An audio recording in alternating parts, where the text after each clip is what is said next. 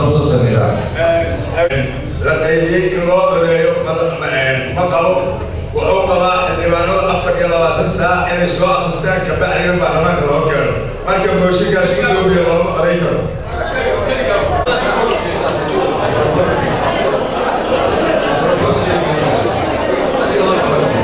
النظام البرلمان يسوي في النظام تلقى تلقى وحمد قضية مقاولات وقل معك إن الخطاب السنفوري وقل إسرائيل عكسي وهذا وحوي ولا كرسني إمسا أقول إن موسيقى الرسولي ما تلقى حقه.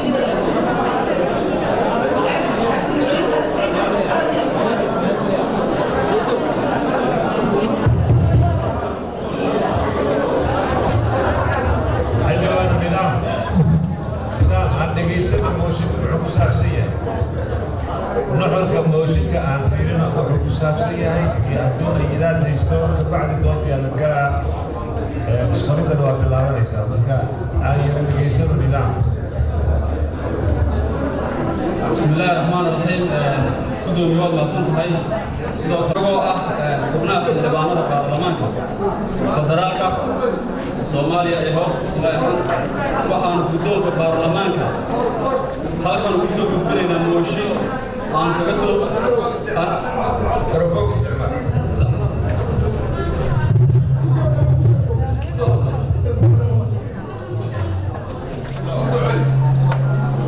مدن قدوميه anagoo ah xubnaha xildhibaanada baarlamaanka federaalka Soomaaliya ee hoos u saxeexan waxaan guddoonka baarlamaanka halkan ugu soo gudbinaynaa mooshin aan kaga soo horjeedno in xukuumadda cusub lagu soo daro xubnihii golaha wasiirada ee xukuumaddii hadda xilka laga qaaday ee mudane Saacid mudane guddoomiye sida la wada ogyahay baarlamaanka Soomaaliyeed wuxuu codka kalsoonida kala noqday xukuumaddii Saacid كودي ديسمبر 2019 كدبنا markii ay ku cadaatay in ay ku sifoobeen xilgudasho la'aan iyo karti darro wuxuuna baarlamaanku madaxweynaha ka dalbaday inuu u soo magacaabo ra'iisul wasaare soo dhisa xukuumadda cusub. go'aankaas kadib waxay ahayd in dalka xukuumad cusub loo dhiso muddo aad u kooban si xukuumaddaasi u soo kabto horena ugu wado howlaha qaranka ee hakadka ku jira. nasiib darro ilaa hadda bil iyo bar kadib waxaa socda caqabado iska daba wareega, wada tashiyo aan dhammaan lahayn iyo dib u dhacyo la gelinayo hawsha laga sugayo ra'iisul wasaaraha cusub. arrimahaas oo intooda badan ay hormuud ka yihiin wasiiradii xukuumaddii xilka laga qaaday ee mudane Saacid. haddaba sida uu qabo nidaamka dawliga ahi eedihii iyo kalsooni kala noqoshadii baarlamaanka Soomaaliyeed xilka laga qaaday xukuumaddii mudane Saacid waxay ku wajahneyd oo saameynaysa dhammaan xubnihii xukuumaddaas ku jiray khaas uma ahayn ra'iisul wasaaraha keliya. suurtagalna maaha in wasiiradii xukuumaddaas la riday faraha la galaan oo wax ka dhisaan xukuumadda cusub ee ra'iisul wasaare Cabdiweli Sheekh Axmed oo shacabka Soomaaliyeed ka sugayo in ay saxdo dhaliilihii iyo dib u dhacyadii iyo ay mas'uulka ka ahaayeen kadibna hore u amba qaato qorshaha soo kabashada iyo horumarinta dalka. sidaa awgeed mudane gudoomiye anagoo adkeynana dhaqanka sarreynta sharciga iyo nidaamka dawliga ah, fulinta go'aankii baarlamaanka iyo qodobadii dastuurka iyo xeeroosaadka ee loo cuskaday xilka qaadistii xukuumaddii mudane Saacid sida qodobka 69aad faqradiisa labaad xarfaha B iyo E ama xarfa B iyo E qodobka 112 mudane Saacid sida qodobka 75aad ee xeeroosaadka waxaanu soo jeedinaynaa in baarlamaanka Soomaaliyeed arrintan ka doodo kana qaato qaraar siyaasi ah oo ah in aan xukuumadda cusub lagu soo darin xubnihii xilka laga qaaday ee xukuumaddii mudane Saacid. halkan sidoo kale waxaan ka akhriyeynaa liiska xildhibaanada mooshinka soo maray. xildhibaan Dr. Saciid Maxamed Cali, xildhibaan Cabdirasaaq Daahir Maxamuud, xildhibaan Sareede Maxamed Cabdalla, xildhibaan Bashaar Ugaas Ibraahim Ugaas, xildhibaan Cabdiqaadir Sheekh Cali Ibraahim Baqdaadi, xildhibaan Maxamed Cabdullah, xildhibaan Maxamed Cabdullaahi, xildhibaan Cabdinaasir Gaarane Maxamed, xildhibaan Dr. Ibraahim Salebaan Xaaji Nuur, xildhibaan Dr. Cabdicasiis Sheekh Yuusuf Daraad, xildhibaan Maxamed Xasan Ibraahim, xildhibaan Maxamed Cabdi Xayir, xildhibaan Maxamed Cumar Maxamuud, xildhibaan Aamin Cumar Jaamac, xildhibaan Maxamed Axmed Gurxan, xildhibaan Faysal Cumar Guuleed, xildhibaan Khaliif Maxamed Xaaji, xildhibaan Axmed Aadan Cabdi, xildhibaan Cusmaan Cilmi Boqore, xildhibaan Maxamuud Axmed Kulali, xildhibaan Faadumo Odawaad Raage, xildhibaan Cabdi Cali Xasan, xildhibaan Maxamed Ismaaciil Shuuriye, xildhibaan Cabdulaahi Maxamuud Aadan, xildhibaan Xuseen Maxamuud Muuse, xildhibaan Cabdulaahi Yuusuf, xildhibaan Cumar Aadan. وبالله التوفيق. السلام عليكم. waxaan usoo istaagay in aan ismagareeyo mooshinkan oon ayido sidaas darteed waxaan nahay xildhibaanadii mooshinka wax ka soo qoray waxaan ayidaynaa akhrintii hadda halka laga akhriyay waxaan codsanaynaa mudane gudoomiye in hawshiisa la guda galo aad iyo aad badbaadsantiin wabilaahi towfiiq.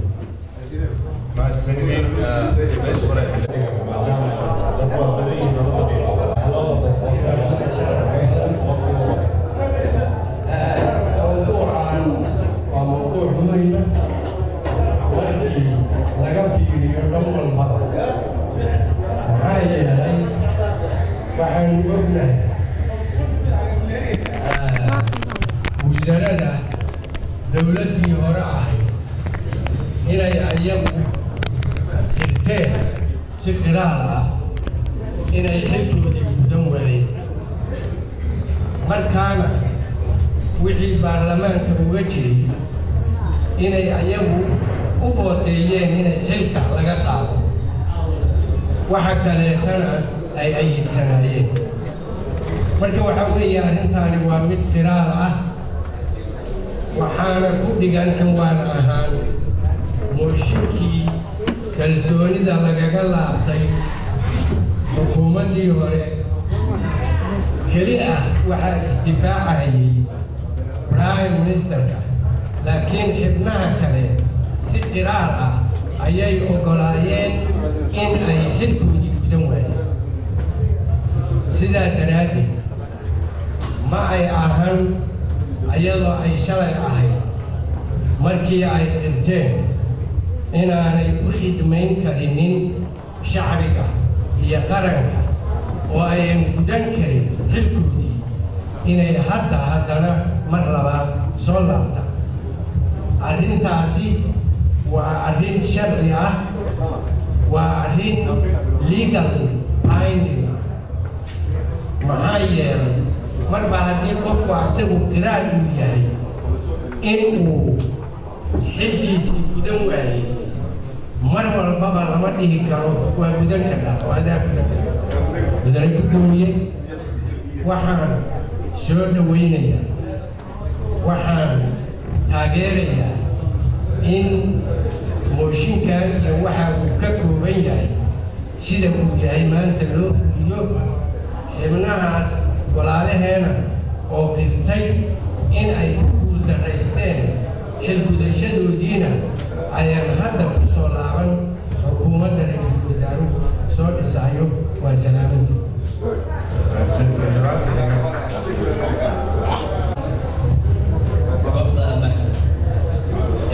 runtii waa mid muhiimaddeeda aad u leh arrinkan maanta laga hadlaya waxaan malaynayaa in ay baarlamaanka udhigaysa kuwa ugu culus ee waajibaadkiisa inay ka mid tahay waxaa dareenkeeda lahayd in xukuumad bulsho laga keenay kalsooni kala noqosho ah xilkeeda ay ku yidhi goobta sida dhabta ahna waxaa laga hadlaya waa sharciga sida hadda uu noo dhigaya qodobka 97 farqadiisa labaad oo si cad u qeexaya in aan kalsoonida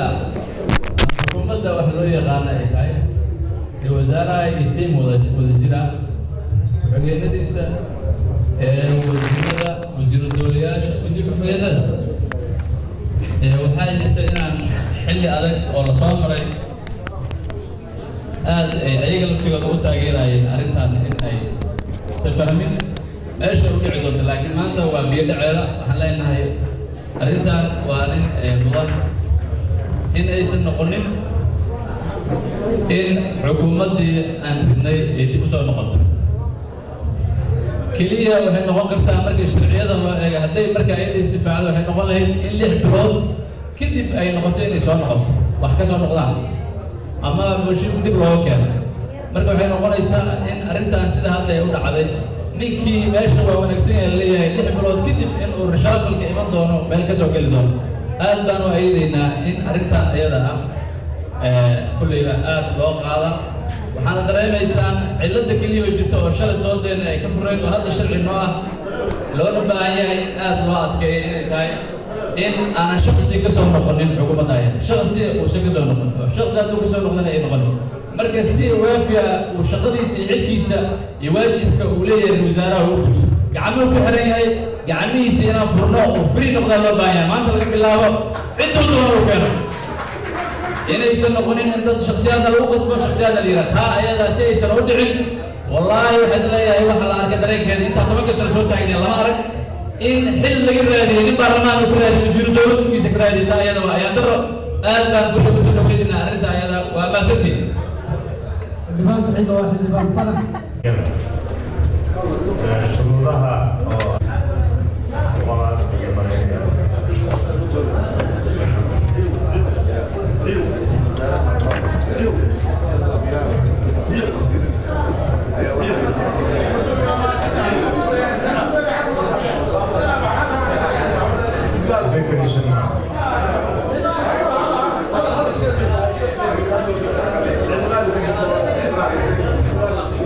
shuruudaha waxaad ka eegaysaa 98 faqradda waxaa wasiir ama wasiir dowla ama wasiir ku-xigeen carabka ah waa inay gaadiisu ka yaraan 30 sano waa in aqoontiisa gaarsiisan tahay heer jaamacadeed intaas oo shuruudaha waxaa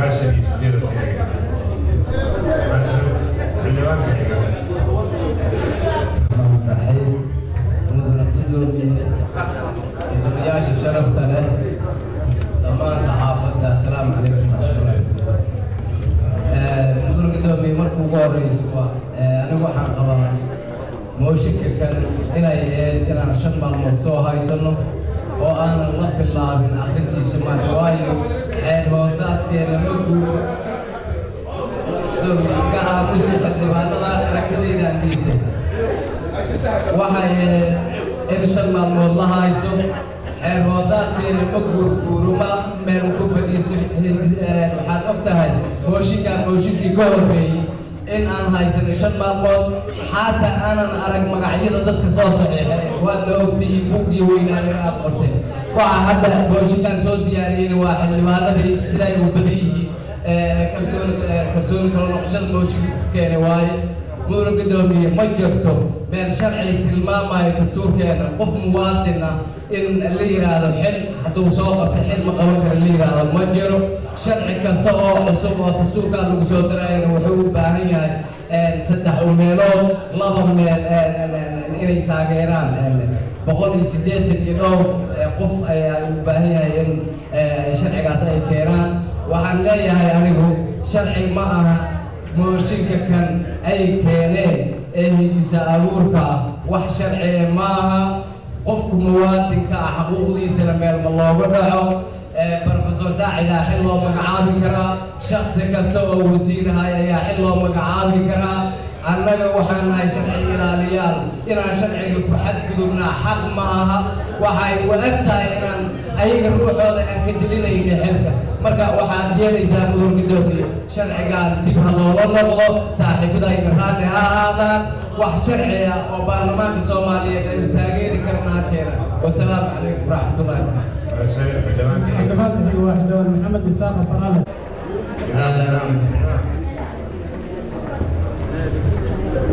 مدن القدومية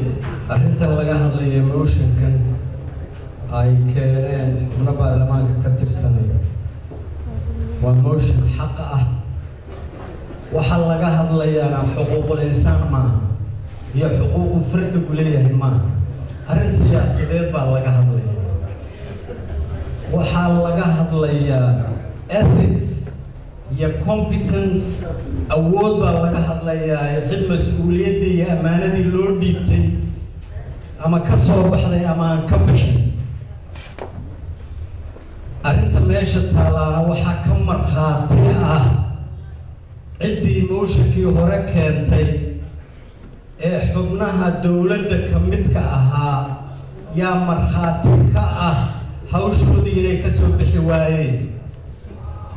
hadday ka soo bixi waayeenna baarlamaanku 184 baa ku raacay xuquuqul insaan kama hadlayno fardigu wuxuu waajibkiisu yahayna kama hadlayno waxaan ka hadlaynaa wadadkan xukuumadda lagu sheegaya ee qarankan hogaamintiisa lagu og yahay أمانة لو ديبتي ما يستاهلان مثل ما يستاهلان إياك يدي ما يستاهلو حتى إياك تاك مرخاتك عن وحا حتى اللوغة بدوديو يانبا أهين واجب يانبا أهين مضنان يانا هين مسؤولية دينينا كصوبحين ورأي أهنتو سبتو ميلبي كمور ميسا مانا ربنا إنا ينوكا الله inaynu si ka boganno oo si dhab uga wada hadalana marno mushkilada waddankana haysaa ilaa dawladdii carta haysaa waxa weeye awood qaybsiga dastuurka aynu leenahayna si qayxan buu uga hadlayaa haddaad dastuurkan soo saartaan ama ogolo ama ha ogolaan ta lagu dhaqmayaa ilaa iminka waa isaga article 89 iyo 9 waxay ka hadlayaan awoodda madaxweynuhu leeyahay sagaashan iyo toddoba sagaashan iyo sideed sagaashan iyo sagaal waxay ka hadlayaan awoodda uu prime minister ku leeyahay waa muran madoonto bahashan layskuma qab ilaa saynu u bilaabanayna waa laysku haystaa haddana waa laysku haystaa haddaynan taa dawo u helinna waxaynu ku hadlaynaa waa walaahow iyo waqti lumin iyo ummaddan waxa inaga sugayso aynan ku dhiiranaynin inaynu qabanno waajibkeena ka soo baxo horay meesha tan sida sharcigu sheegaya dastuurku sheegayaana waa kaa laakiin waxaan u malaynayaa ilaa carta masagaa prime minister baa mise waaba kana kii tobnaad baynu hadda hayn horay arrintu hadday saa u soo noqnoqoto hadda khalad ku dhici mayso arrin shakhsiya aniga cabdiqaasim waxa naga dhexeeya mushkiladu maaha ama cabdiqaasim iyo maxamed cabdi yuusuf ama cabdilaahi yuusuf iyo cali maxamed geedi horay arrintana qabiil maaha wax qabiil ku shuqulana arrintana maaha war hoggaanka waddankanu sharcigu wuxuu sheegayaana waa mid moralka aynu ku dhaqmaynaa ee ilaa 2000 lagu dhaqmayeyna waa kii maxamed siyaad barre hadduusan awooddii maxamed siyaad barre lahayn oo ciidamadii lahayn oo hay-adihii dastuuriga haayaan u dhisnayn oo dhaqaale loo hayn nin kale anaa ka maxamed siyaad barrana warginku geesisana ninku geesisana nin kale anaa u babacdhigaya oo afarta madaboodba ka jawaabaya waray eelku halkaasuu yaallaa eelku halkaasuu yaallaa ama eelku halkaasuu yaay war maree kismaayood baynu wada noqonay runa sheegi beenna ha sheegi waxaad sheegtaan ha waaye arrinteennii hadday taa tahayna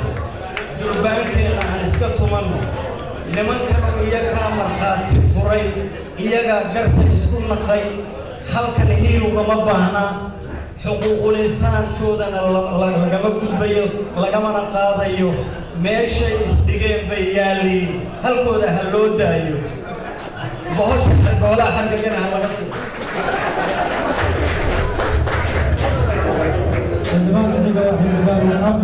arrinta la leeyahay sharci ma ahan iyo ma ahan waxaan rabaa inaan shacabka soomaaliyeed halkaa uga sheego dastuurkii ku qoranta arrinteedii sharci waxaa u soo laabanaysaa qodobka 69aad sharci keliya loogama hadlo baarlamaanka sharca looga hadlaa waxaa looga hadlaa mas-uuliyiinta xilkooda mudawada sida uu sheegay profesorka ra-iisul wasaarihii hore in baarlamaankan uu yeeri karo oran karo war shaqadaadiya mudan weyn mid kursigiisa ku fadhiya iska dhaaf mid asaga saxiixa inuu yidhaahdo aanu qeyr mas-uula ahay mid kursigiisa ku fadhiya inta u yeerno oo la xisaabtano qodobka 69aad ee dastuurkay ku qoran tahay qodobka 75aad iyo xeeroosaadkay ku qoran tahay ga iyo ha akhriya haddaa xildhibaano tihiin shacabka soomaaliyeed waa inaad u sheegnaataa inaad dastuurkii soo aqrin xeeroosaadkii soo aqrin intuu yimaado wuxuu leeyahay sharci ma aha sharci kuma qoran dastuurkay ku qoran tahay qodobka 69aad iyo qodobka 75aad ee xeeroosaadka oo ga iyo ha inta waxay leeyihiin ayagoo iswaafaqsan awoodda xisaabtanka iyo korjoogtaynta hay-adaha dowladda ee heer qaran gaar ahaan dhinaca hubinta dhaqanka dhaqangelinta sharciyada dalka ku ilaalintaasaa waxay ilaalinaysaa sharciga qofaan jago u magacaabayna hadduu gudan waayo annagaana rabaa inaan ku ilaalino qofkii ma guta mise ma gudan hadduu yidhaahdo qayr mas-uula ahayna maalin dambe inaanaa oran warniyo oo kugu qaldana raalli ahaw haddaama noo marqaati kacdayna waa fiican tahay halkaana ay ku dhammaato laakiin annaga haddana shacabka soomaaliya baarlamaanka waxaa la yidhahdaa waa baarlamaankii ugu aqoon badnaa ee soo mara shacabka soomaaliyed yaan been loo sheegay shacabka soomaaliyeed runtaan u sheegaynaa nimankaana ayagaa noogu marqaati kacay anu waxaan ka mid ahaa dadkii mooshinka qoray ma haddaan been kala sheegaynaa oo leenaha maya wixii aan ka qornaa beena qodobka 100aad 11aad 12aad 69aad mooshinkii horey ku qoran tahay waa kana dastuurka aad sheegaysaanay ku qoran tahay ayagaa soo qoray oo ka mid ahaa marka sharciga iyo xeeroosaadkaba waa ku caddahay waxaan idinka codsanaynaa haddaa xildhibaano damiir la tihiin haddaa xildhibaano aqoon-yahanimada iyo khibradda aad sheeganaysaan aad leedihiin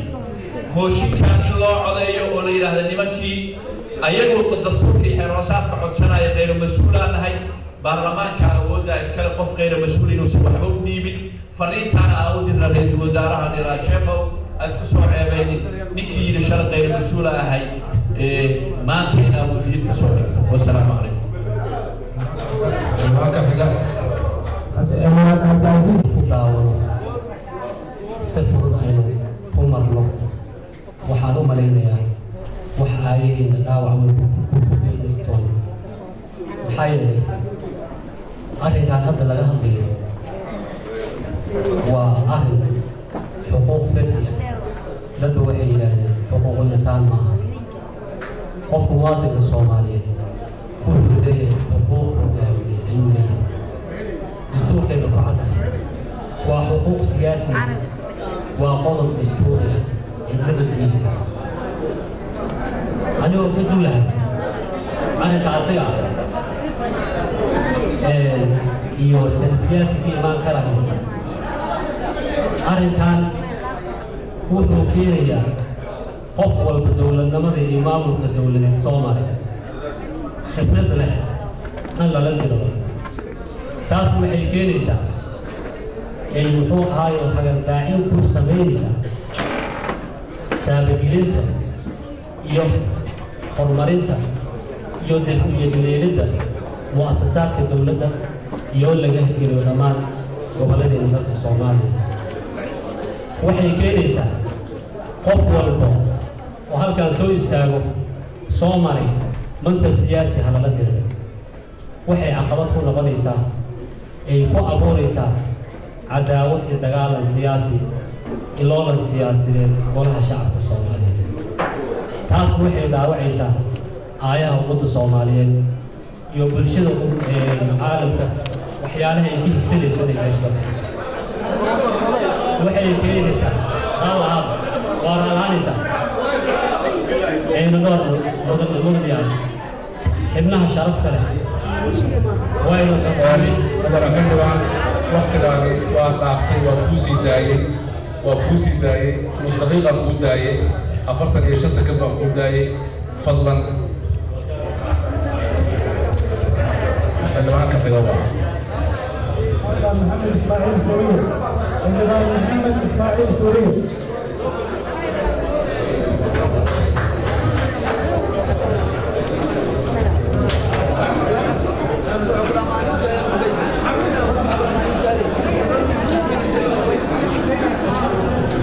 بسم الله الرحمن الرحيم الحمد لله رب العالمين كلنا قدومي هذا الرجال إلهي ما أسأله كلنا قدومي أردت المادة تعالى وحارب عنا صدق ضرب كلية أقصى قوة ضرب كتونا حدي أنا حلبانة الصومالية وحنا هيدتك قرن كان وجوس الرئي وحنا هيدتك وضعت قرن كان فالمرك هو الرئيس عدالة قف ولوك وضعتي وضعك ما وضعتي إلى العدالة كل داشو أو وحي حق الأولى هي هذا السنة خاص أنا وحنا هي عدالة وحي كترتا وحي عدالة وحي كترتا حكومتي ساعد وحاول أنك الشخص ما هي حكومة أهم بال ودليل أردت أسمع وتقولها هبل ماشي مطعم أردت شعب الصوماليين وين يسمعها أنا وحالك أنا وعدالة استأجرنا حكومة داس إلى سلمان حق واحد كل وزير المسؤولين حقوق الإنسان يوم تقال يوم يوم يزيد ونبات يزيد وحكروا عن وحقيقة رجع أضياشها حكومتي هراء إن ركبوا الأوروبا أيوة عديين قاركون أي صحيحين موشيكي معناها مثلا ورد أي حكومة إن صحيحين أو قلبوا يبص صحيحين وان فشلنا مركا نميل وان فشلنا حضرنا معناها مثلا ماذا فشل من إن حلك الله عرفتاس أنك أيام معناها مثلا أي قلت عدالة ضرر وحنجعلها اعتبارنا أردت كدكتور هذا qodobka labaad go-aanka baarlamaanka uu gaaray walaalayaal waxaad ogtihiin go-aanka aan gaarnay waa sharci weyn waa dastuur weyn waxaad ogtihiin mooshin haddii la jebiyo 6 bilood kadib inuusan soo noqon karin waxaad ogtihiin haddii macnaha mataqaanaa baarlamaanku uu sharci soo saaro inuu meel marahayo arrintaas waxaan qabaa sharciyan markaan fiirino in aysan soo noqon karin muddo 6 bilood horta ugu yaraan muddadaas kadib waxaan qabaa macnaha mataqaanaa si sharci waafaqsan yahay haddii rashafan ay galahayaan iyo haddii ay noqonayaan inay soo noqon laakiin annagu waxaan rabnaa oo keliya mudan gudoomi golaha wasiirada waxaan ka hadlayna waxaa weeye ragga walaalaheena ee hadda aan leenahay ma soo geli karaan qaranka soomaaliyeed shaqooyin badan buu leeyahay guddiyo kale leeyahay laakiin golihii wasiirada weeye ee ay ku fashilmeen macquul ma noqon karto in ay ku soo noqdaan arrintaas baarlamaanku waa inuu qaataa kaalintiisa annaguna hadduu ilaah yidhaahdo waa taageersannahay محمد عمر طلحة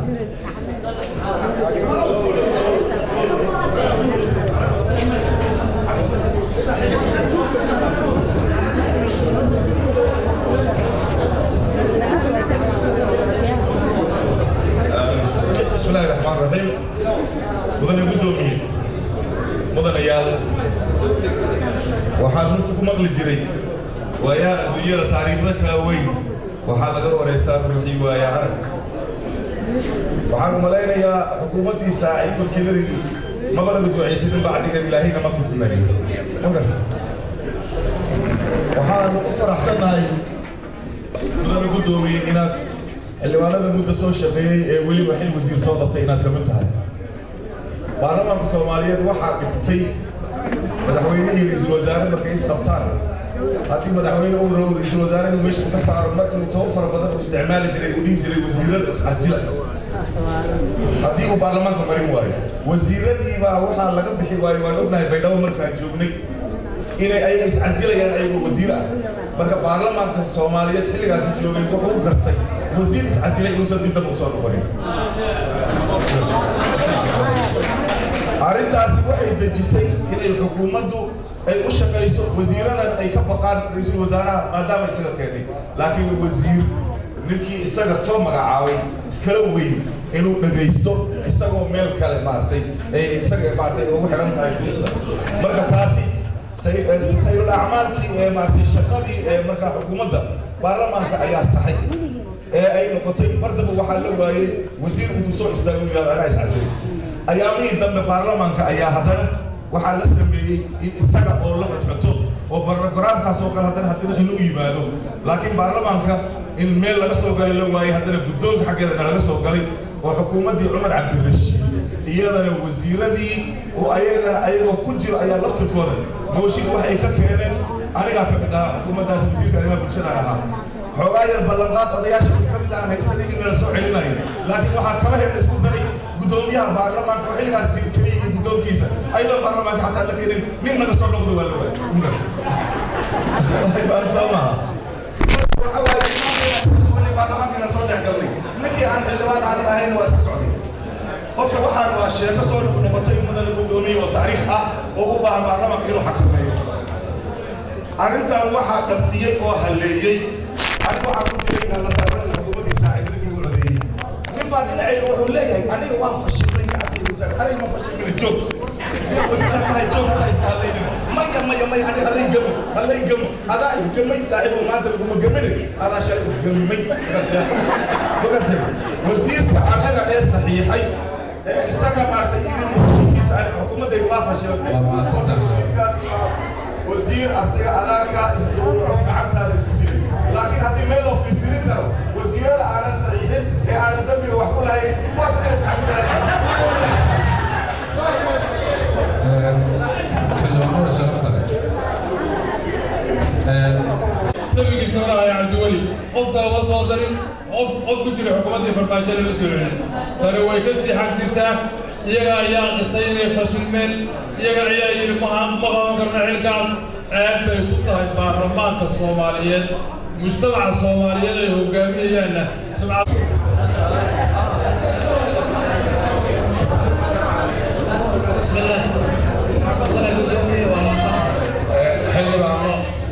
xildhibaan baa codkiisa iyo hadalkiisa dhiibanaya fadlan hala dhegeysto codadka hala mudana gudoomiye waa mahadsantahay aniga waxaan taageersanahay motion kulii keenay waan u mahadcelinaynaa qofka markii shaqo fiican qabto waa loo mahadceliyaa waxaan la yaabanahay wasiiradii dalad adiga sideed boqolkiiba 9 inay maanta haddana ay yidhaahdaan waa rabnaa qof maanta kor waxaa lihi loo cusubaa soo qaatay meel rugtay uu qaado waaye koo kaleda ku soo daray marka sidii yaa lama tahay aniga waxaan qabaa wasiiradii hore inay joogaan asxaan oo samaynaynaa ma dhahayno yaa waxba laga dhigin wax kalaas ha raadsadaan laakiin wasiirna way ka noogeen ayagaana sheegay waa mahadsantihiin mudane gudoomiye xildhibaanada sharafta leh waan isku daahay waxaan hal ugu qaato mudane gudoomiye waxaan ahay dadka mooshinkan taageersan qarankan burbursan rajo wuxuu ka sugayaa xildhibaanada sharafta leh ee halkan jooga iyo kuwa maqanbo ka mid ah golaha baarlamaanka waxaa mas-uuliyad naga saaran tahay wax kasta oo xal waddankan u ah iyo wax kasta oo danihiisa inaan ka shaqayno qaraarkan iyo mooshinkan baan taageersanahay muhiimaddu waxay tahay dadkii shalay soo qoray inay fashilmeen ra-iisul wasaare saacid dowladdii uu hogaaminayay wasaaradaha waxay ka koobnaayeen 10kaas wasaaradood dadkii madaxda ka ama ku-xigeenaha ahaadeen ama wasiiraha ahaadeen ama wasiiru dowliyaal ahaadeen iyaga ayaa shaqadaas mas-uulka ahaa waxa xukuumaddaas aan ku bixinayna wuxuu ahaa qodob cad oo ummadda Soomaaliyeed ay og tahay annaguna aan ognahay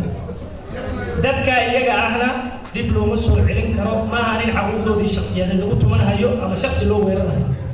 haddii ay dhacdo inay shakhsiyaad ka mid ah ay muhiim u yihiin qaranka Soomaaliyeed iyo shacabkaba aqoonna u leh waa in loo dhiibaa jagooyin kale sida safiirada Japan iyo Jarmalka in loo diro waa muhiim haddii laga maarmi waayo hawshaas waa inay qabataan aad baa u mahadsan wax walba markii la sameynayo waa in dhowr qodob la fiiriya sareynta sharciga waa muhiimad gaar ah ayay u leedahay jiritaanka hay'adaha dowladda qodobka afraad ayaana tilmaamaya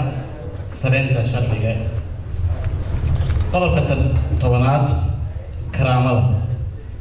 qodobka 22aad xaqa ka qaybgalka siyaasadda qodobka 98aad shuruudaha xubinnimada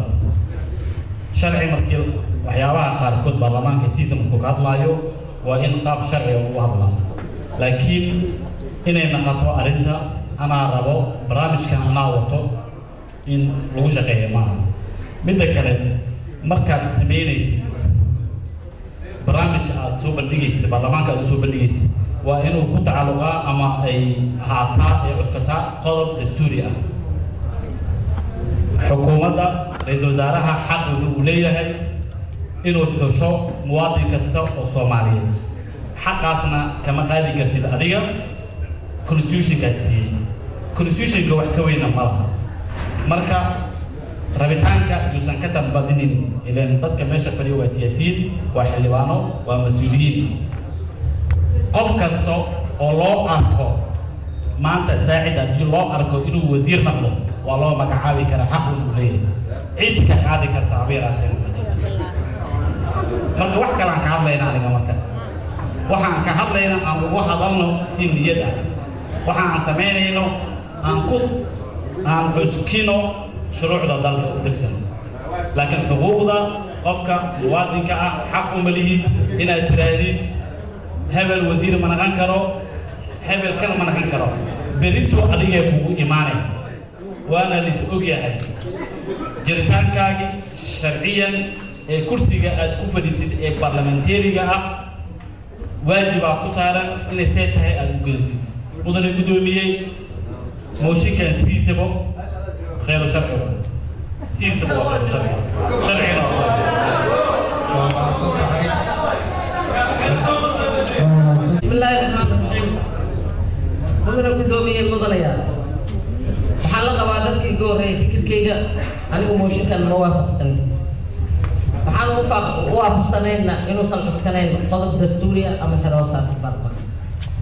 sideedana qaraar siyaasiya baarlamaanku ma gaaro qaraar siyaasiya waxaa lagu gaari karaa in ay si kale u dhigaan oo aan mooshin ahayn marka saas daraadeed haddii aan wada go-aaminayno sharciyan qofkii wasiir dal ka soo noqday dib dambe inuusan war u noqon karin aan u dhigno qaab kale oo aan sharci ahaan u soo samayno haddii kale wax maanacaya male aniga waxaan la yaabanahay mudanayaasha baarlamaanka ee mooshinkaan soo qoray ra-iisul wasaaraha miyaa cabashadan usoo gudbiyey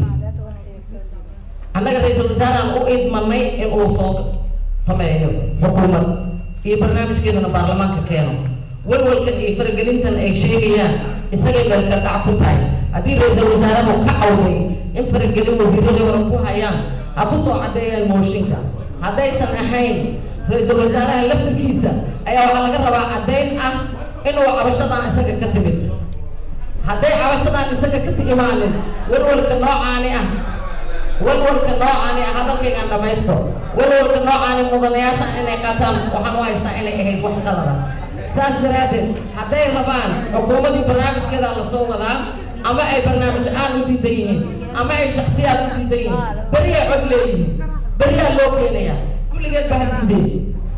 laakiin walwal aan ra-iisul wasaarihii keenin waxa ku cad meesha taasaa caddayn u baahan ra-iisul wasaaraha laftarkiisana waa weydiin doonaan mudanayaal kale oo mooshinkan keenaya oo cuskanaya haddii kani cod galo qaabkan inuu asaga horta barnaamijka iyo xukuumadda uu keensanayo ka hor bay imaanaysaa in loo cuskado laftarkiisa ra-iisul wasaaraha qaraarkan siyaasiga faragelinta inta lagu litiro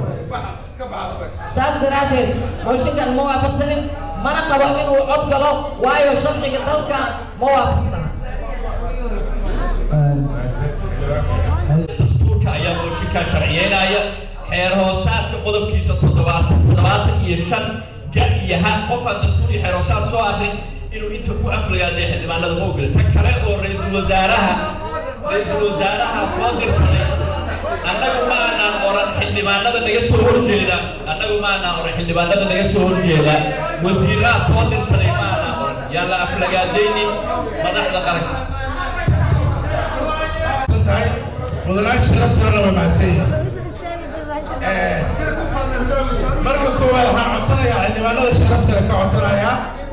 ajenda kasta oo siyaasi ah ama qaab sharci ah haddii baarlamaan loo keeno waa lagu kala duwanaanayaa fikirka aaraada waa laisku khilaafayaa aragtidu way kala duwanaanaysaa taasna waa shaqadeena wey marka waxaan rabaa in aan laga dhigin arrinka xasarad laga dhigin xildhibaanku wuxuu leeyahay fikirkiisa caqliguna u leeyahay inuu qeexo markaan xagga sharciyada u laabto caqliga biniaadamka iyo qaanuunka dalka iyo wax waliba waxaa cad mudana guddoomiye mudanayaasha sharafta leh maalmo ka hor bil ka hor xukuumaddii ra-iisul wasaare saacid xildhibaanadii 184 ahaa baan ka mid ahay ee ka keenay mooshinka inaysan gudan waajibaadkoodii waxaa baarlamaanka ceeb ku ah oo mas-uuliyad darro ku ah xibnihii ka hadlay halkan ee caddeeyey ee mooshinka keenay inaysan gudanin xilkooda maanta inay u doodaan ayagaa la soo celiyo xilkooday gudanaan horta baarlamaanka sharafdarray ku tahay taa markaa intaa kaga baxo waxaan leeyahay mudana guddoomiye mudanayaal waxay raalli aada idinkoo musan anigu cidna kuma qayliyo saacaddeeda ha la isugan hada dadqadayga nidaam dadqadayga ha la isiyo anu cidna kuma qayliyo raalli ahaada waxaan leeyahay idinkoo mahadsanoo raalli ah haddii walaalayaalo ay sharci tahay in la soo celiyo qayb ka mida xukuumaddii tagtay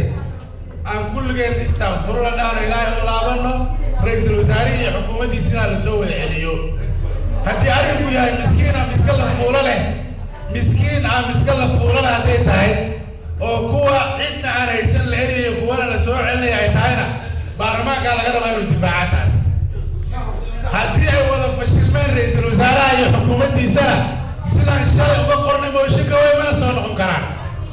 mooshin baan ka keenaynaa haddii mooshinka aan ku guultaraysano xildhibaanada walaalaheena baarlamaanka ay nagu jebiyaan xukuumadda haddii lagu soo daran waa u fadhinaa yeeli mayno in shalay fashilmay in la soo celiyo yeeli mayno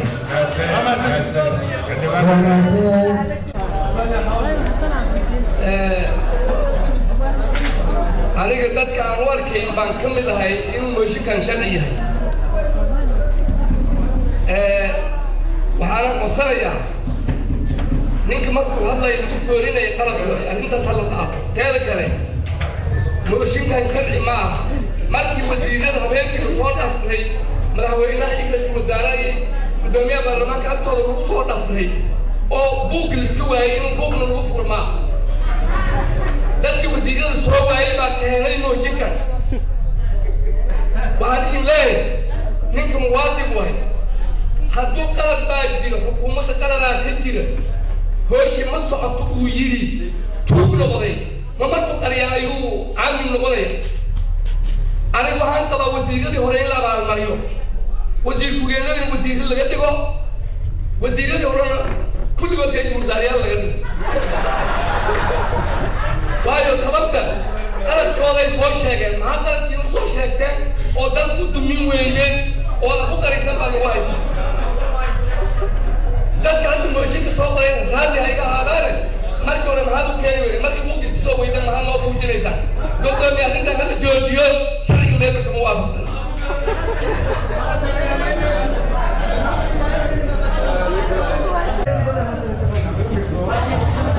waxaa xildhibaankaasa ugu dambeeyey intii isqortay xoghaynta waxaan ka codsanayaa in ay soo tiriyaan tirada xildhibaanada fadhida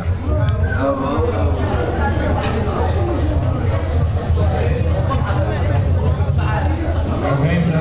diyaargarooba kuwa banaanka joogada soo galanaya qaarkiina banaanka u baxan ha u yeeraan xildhibaanada